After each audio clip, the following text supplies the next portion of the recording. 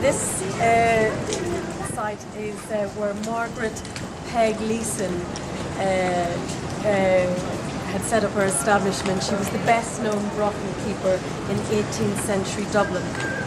She set up her most notorious and hugely successful establishment here on the site of the present Westbury Hotel in what was then known as Pitt Street.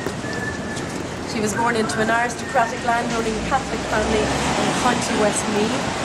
She had an idyllic childhood, but after the early death of her mother, suffered years of physical abuse at the hands of her brother and eventually fled to Dublin, where she took a lover and became pregnant. Having transgressed the strict moral code imposed upon 18th century gentlewomen, Peg was disowned by her family. Employment opportunities for women were limited to the textile industry and domestic service during the 18th century. Jobs in these sectors were poorly paid and insecure. Those who engaged them were particularly vulnerable to homelessness and destitution. Refusing to stay the kept woman off her first lover and with no other means to support herself, Peg entered the sex industry. And for her the decision was thus. She wrote about it later in her memoirs. Here, and I quote from her memoirs, "Here let me anticipate the exclamations of many of my readers. They will doubtless say, we pitied your transgression. You might plead youth, inexperience and affection, but you have no excuse. You weakly yielded to the temptation of a stranger, a casual acquaintance. You said you were on the point of starving and rejected by all your friends and relations.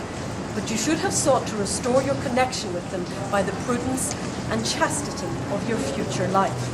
You should have gone to service. You should have really died for want, rather than procure sustenance at such a price as you have paid for it."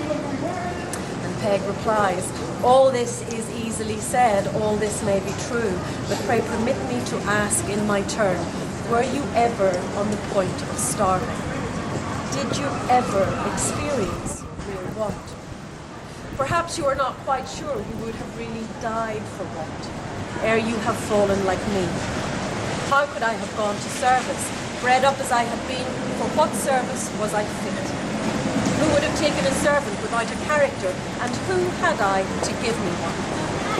Neither had I clothes fit to make an even tolerable, decent appearance." The sex industry in Georgian Dublin was far-reaching and highly stratified. In a society where women were still defined through and supported by male relatives, with limited employment opportunities and long before any advent of any welfare state, it offered a means by which to gain financial independence or subsidise limited household income. Women working within the 18th century sex industry ranged from the high-class courtesan to streetwalkers.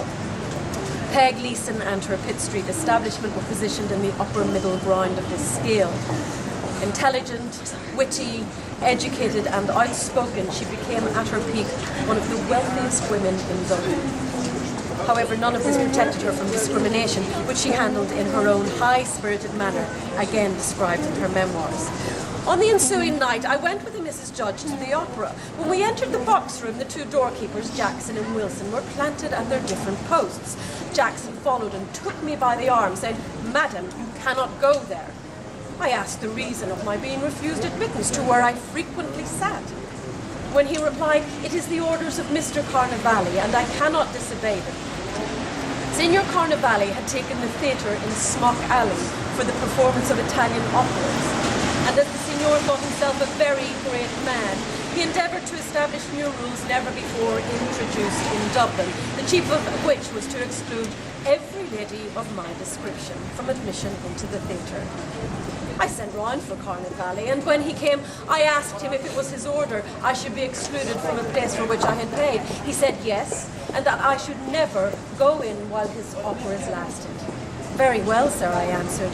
'You'll abide by the consequences.'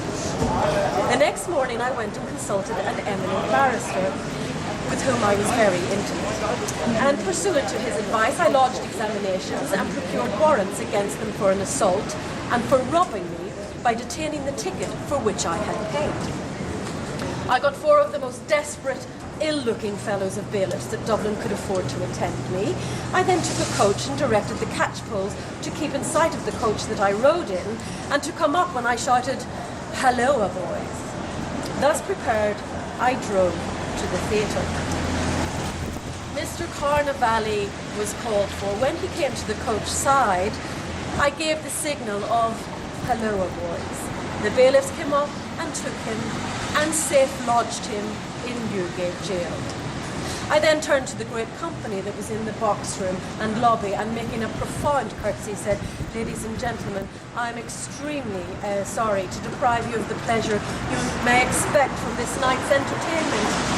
But I have sent Mr. Carnavale the first fiddle to Newgate, and away I went. I slept sweeter that night than I had done for a considerable time. In later life, Peg turned her back on the business. She built a retirement home in Blackrock and hoped to retire on her IOUs, a plan that backfired when none of the owing clients paid up. While she was managing a brothel, there was a chance her debtors would pay up. Sex workers in the 18th century had various means of exchanging information on poor debtors. Peg had previously taken action against those owing her monies and was involved in a sex workers' AGM in 1776. But she was eventually put into a debtor's prison where she decided to write her memoirs to earn some much needed money. 3 volumes of the memoirs of Mrs. Leeson, Madam, were published in 1794, and she vowed to name all of her clients in a 4th volume. However, before that time came, she was attacked and viciously raped, contracting venereal disease, which became advanced, and died at the age of 70, penniless and alone. Thank you.